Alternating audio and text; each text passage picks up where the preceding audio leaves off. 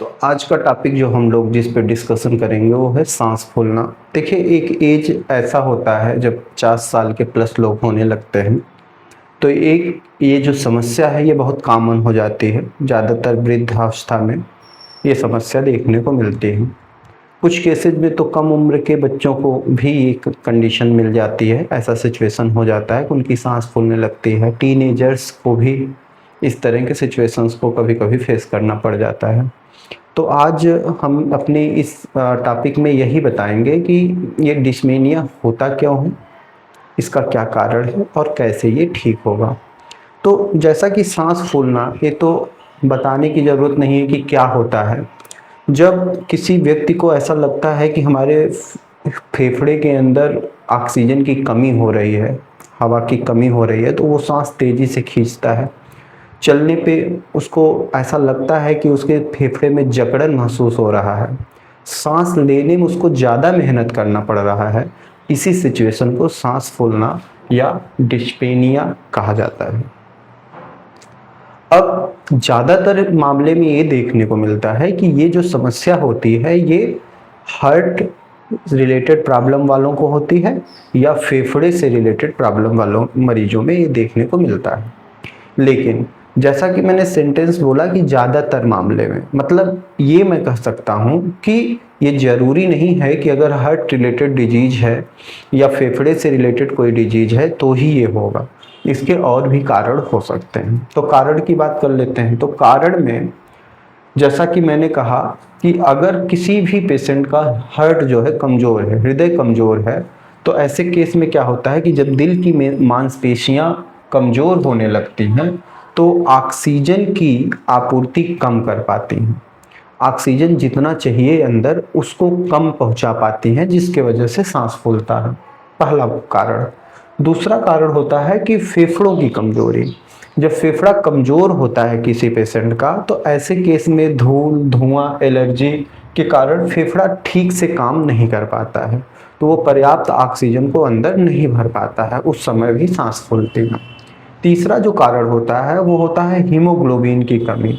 जब रक्त के अंदर ऑक्सीजन ले जाने की क्षमता घटने लगती है तो सांस फूलना चालू हो जाता है। ब्लड के अंदर ऑक्सीजन ले जाने की क्षमता जब कम होने लगेगी, हीमोग्लोबिन लेवल कम होगा तो ब्लड के अंदर जो ऑक्सीजन ले जाने की क्षमता है वो कम हो जाएगी, क्योंकि ब्लड सेल्स ही कम हो जाएंगे। तो तीसरा कारण बनता है। चौथा कारण बनता है मोटापा। जब शरीर पर वजन बढ़ जाता है तो दिल और फेफड़ों पर एक्स्ट्रा प्रेशर पड़ने लगता है, और दिल और फेफड़े पर जब एक्स्ट्रा प्रेशर पड़ेगा तो उस समय सांस फूलने की समस्या देखने को मिलेगी। तो मोटापा बढ़ने से प्रेशर हार्ट और फेफड़े के ऊपर बढ़ जाता है। भाई, किसी चीज़ के ऊपर प्रेशर अगर उसकी आवश्यकता से अधिक देने लगेंगे तो समस्या तो वहाँ आने लगेगी। तो मोटापा भी एक कारण बनता है। अच्छा, अगर किसी को पता चल जाए कि मोटापा ही कारण है तो वो अपने दिनचर्या को मेंटेन करके, अपने खान पान को मेंटेन करके इस समस्या को कम भी तो कर सकता है। तो कारण पता करना बहुत बड़ी चीज होती है। अच्छा, अगला जो कारण बनता है वो बनता है किसी पेशेंट को अगर अस्थमा है या उसको सीओपीडी की शिकायत है तो ऐसे सिचुएशन में सांस फूलना निश्चित हो जाता है। मीन्स ये एक बहुत बड़ा कारण बन जाता है। लास्ट कारण जो यहाँ पे मैं डिस्कस कर रहा हूँ वो है थायराइड या ज़्यादा टेंशन लेना। क्या होता है, थायराइड या ज़्यादा टेंशन लेने से जो किसी ह्यूमन बॉडी का जो नर्वस सिस्टम है वो अफेक्टेड होता है।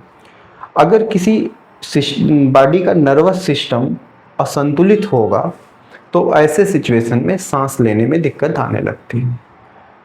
तो ये तो थे कुछ कारण जिनकी वजह से ये सांस की समस्या देखने को मिलती है। अब बात करते हैं कि ये ठीक कैसे होगा। तो ठीक करने के लिए यहाँ पे मैं टोटल 5 दवाइयों का डिस्कशन करूँगा आपके साथ। पहली जो दवा होती है वो होती है आर्सेनिक। ज़्यादातर मामले में आर्सेनिक बहुत अच्छा रिजल्ट देती है। आर्सेनिक के सिम्टम की बात करें तो आर्सेनिक एल्बम तब अच्छा काम करती है जब सांस लेने में कठिनाई के साथ साथ घरघराहट की आवाज़ आ रही हो। जब आदमी तेज तेज सांस ले रहा हो उस समय उसके फेफड़े के अंदर से घरघराहट की आवाज़ आ रही, घर घर की आवाज़ आ रही हो, तो उस समय आर्सेनिक बहुत अच्छा रिजल्ट देती है। आर्सेनिक दवा को लेना कैसे है? तो आर्सेनिक दवा को 30 पोटेंसी में मार्केट से लेना है। 3 बूंद सुबह, 3 बूंद दोपहर, 3 बूंद रात में लगातार 1 महीने तक। सिम्टम जब दिखेगा कि अब कम होने लगा, समस्या कम होने लगी, तो इस दवा को सुबह शाम 3-3 बूंद कर देना है अगले 1 महीने तक। और फिर उसके बाद और अच्छा आराम मिलने के बाद इसको 1 मीटिंग कर देना है कुछ दिनों तक। जो दूसरी दवा मैं यहाँ पे डिस्कस कर रहा हूँ उसमें 2 कॉम्बिनेशन है, एंटिमटार्ट और इपिकाक। ये 2 दवाइयाँ एक साथ ली जाती हैं। कब सिम्टम क्या होगा कि अगर खांसी के साथ सांस फूल रही है, सांस तो फूल रही है लेकिन पेशेंट को बार बार खांसी आने लगती है, तो अगर इस तरह के सिचुएशन देखने को मिलते हैं तो उस समय एंटिमटार्ट और इपिकाक को 30-30 पोटेंसी में लेना है। 3-3 बूंद सुबह दोपहर रात लेना है लगातार 1 महीने तक। कंडीशंस अगर अच्छी बन जा रही है, समस्या कम हो जा रही है, तो दवा को सुबह शाम कर देना है और अच्छा सिचुएशन होने पे नेक्स्ट 20 डेज के बाद दवा को 1 मीटिंग कर लेना। लास्ट जो दवाइयाँ हैं वो है अमोनियम कार्ब और स्टैनम मेट। ये दोनों दवाई का सिम्टम ये होता है कि पेशेंट जब चलने की कोशिश करता है, कोई काम करने की कोशिश करता है, तो उस सांस लेने की समस्या उसकी बढ़ जाती है, सांस फूलना उसका ज़्यादा हो जाता है। कब? जब वो पेशेंट कोई काम करना चाहता है या चलना चाहता है, मतलब पेशेंट के मूवमेंट से सांस फूलने की समस्या अगर बढ़ रही हो, तो ऐसे सिचुएशन में ये दोनों दवाइयों का यूज करेंगे, अमोनियम कार्ब और स्टैनम मेट। ये दोनों दवाइयों को भी 30 पोटेंसी में लेना है। 3-3 बूंद सुबह दोपहर रात 1 महीने तक। अगले 1 महीने अगर पेशेंट की समस्या को लग रहा है कि आधी हो चुकी है, तो दवा को 3 बूंद सुबह 3 बूंद शाम को कर देना है।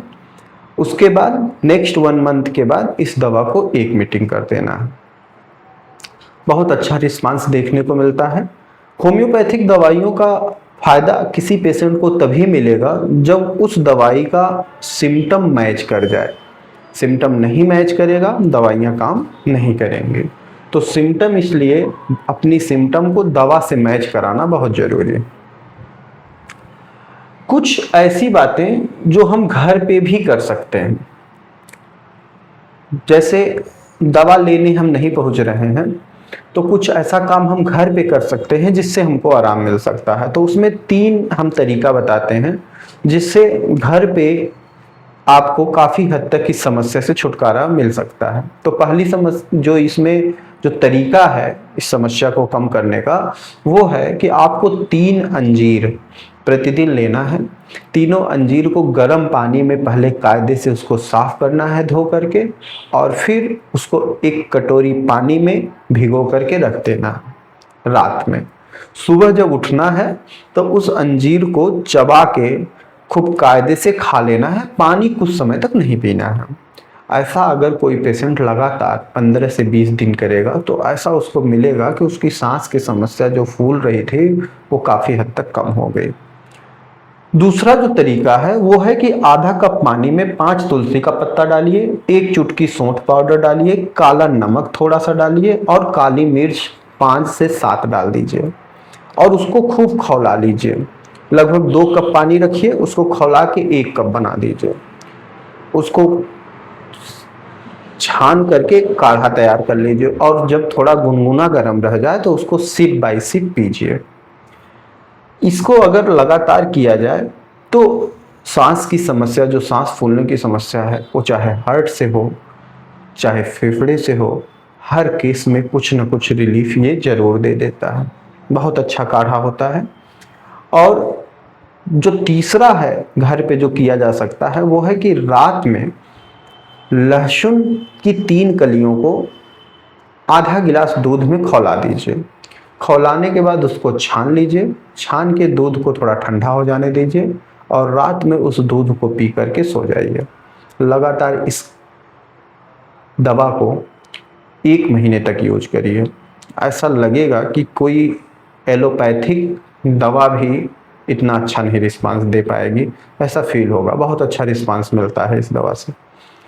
तो जो भी हमने आपके साथ नॉलेज शेयर किया, वो आप कभी भी यूज करना चाहें तो एक बार अपने नज़दीकी किसी अच्छे डॉक्टर से ज़रूर परामर्श लें, क्योंकि दवाइयों को लेने से पहले एक बार डॉक्टर से परामर्श लेना बहुत ज़रूरी होता है।